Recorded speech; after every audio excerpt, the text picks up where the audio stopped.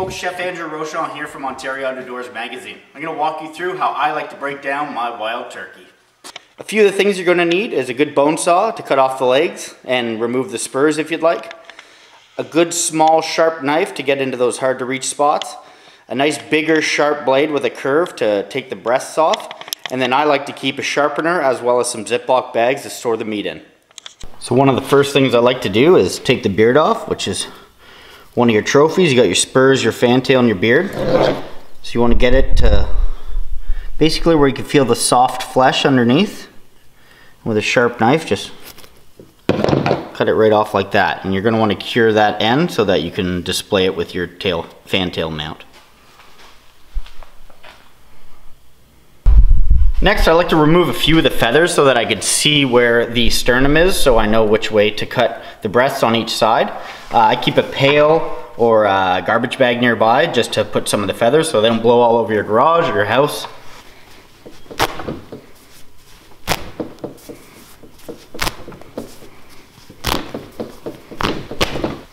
Now, if you do want to keep the skin on for your turkey breast, be very careful when doing this, as you could rip the skin. It's quite thin.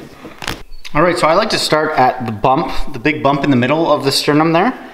Now, as you come across with your knife, as opposed to like a chicken or a domestic turkey, they do have that large air sac, which helps them to gobble. So you're going to want to cut around that. So make your first incision.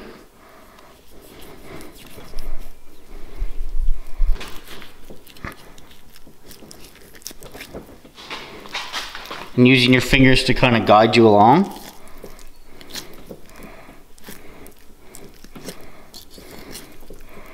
Now here's where that air sac is, so you're going to want to avoid that.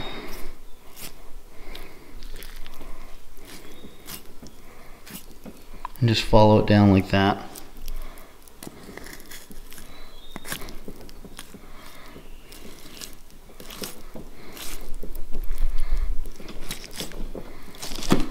And then just keep following with your knife until the breast starts to separate away from the bone.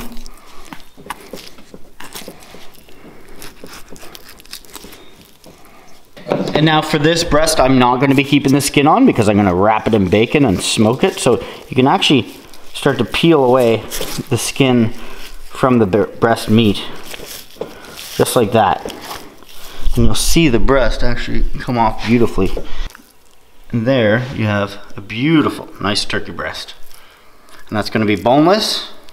If you miss a little bit, like that, or you have a little piece that didn't quite come off with the breast, that's okay. I like to do a lot of mine with stir fry. So any small pieces, don't waste anything. Come back with your knife, get every little bit off the bone like that, and that's going to be great in a stir fry or fried rice.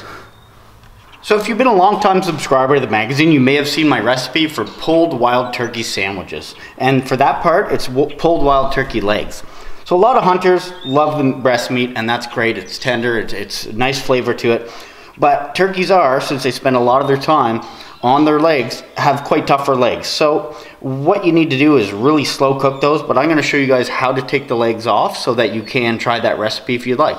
Now, if you're not a subscriber, I recommend subscribing to the digital content so that you could go back and see some other recipes that I've done through previous issues. So again, to remove the leg, we're just going to separate that skin away and the feathers away from the leg meat, pulling with your fingers pretty strongly because it's quite tough meat and connective tissue here.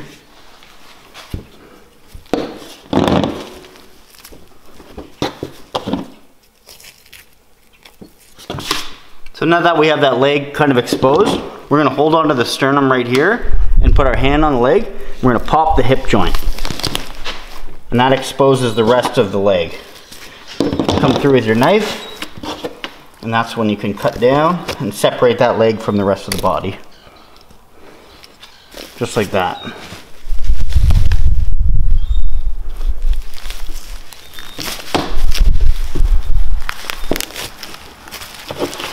And there you have your leg separated from the rest of the body. At this point, this is where I like to take a hacksaw or bone saw. I'm going to remove the foot from the leg out here.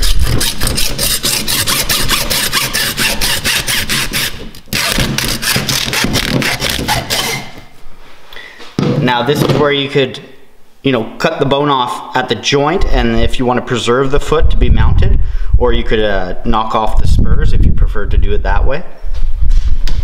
And then with a sharp knife, right in the middle here, you're going to find a joint. So if you come through with your knife and work your way around, you'll expose the joint. And when you cut through that joint,